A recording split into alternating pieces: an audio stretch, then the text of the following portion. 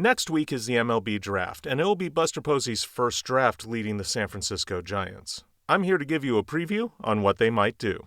This video is just going to recap the players that have been connected to the Giants throughout this draft.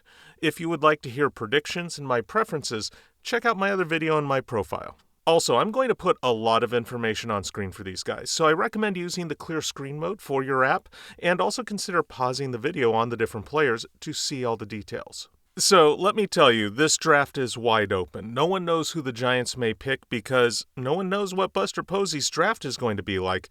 And also, after the top 8 guys, there are a lot of ways this draft could filter out. I will say, there's a lot of shortstops. I don't have a lot of time, so let's dive into the players connected to the Giants in most mock drafts. First up are 3 guys who might not be available at number 13, but if they slip, the Giants will probably take them. There's shortstop Billy Carlson, a slick fielding high school shortstop who could develop his hit tool a bit better, but he should stick at shortstop as surely as any high schooler in the draft. Or there's JoJo Parker, an enticing hitter with impressive strike zone control for high school and impressive power potential, even though he could slide off shortstop to third or second base.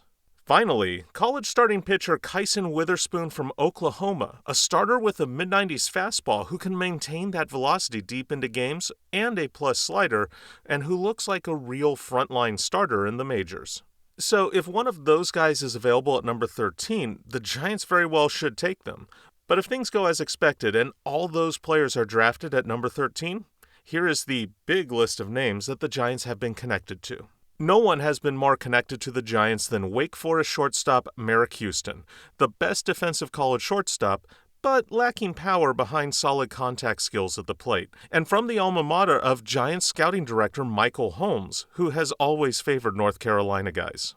There's high school shortstop Kason Cunningham, easily the best name to this biased video maker. Some say he's the best pure high school hitter and he has plus speed, though he's likely to slide to second base and not stay a shortstop. Or high school shortstop Steele Hall, one of the youngest players in the draft with the best speed in the first round, and who's also an excellent fielder but isn't an instinctive hitter. There's Arkansas shortstop Wahiwa Oloy, an all-around good player with excellent exit velocities for a middle infielder, who could end up either at shortstop or second base. And oh yeah, he won the Golden Spikes Award for the best collegiate player, something a certain Buster Posey did in 2008 as well.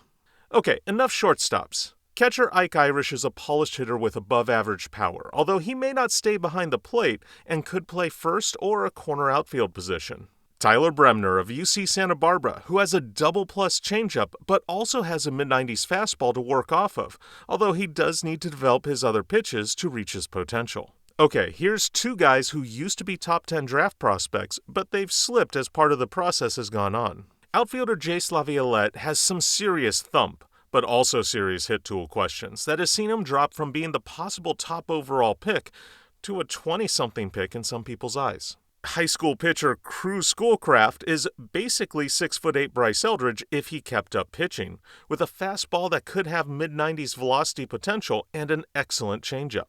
And finally, here's 2 guys who have been ranked a bit below the number 13 slot, but I've heard connected with the Giants in some discussions. High school third baseman Gavin Fine is a California prep with the arm to stay at third base and an unorthodox swing that he's made work so far.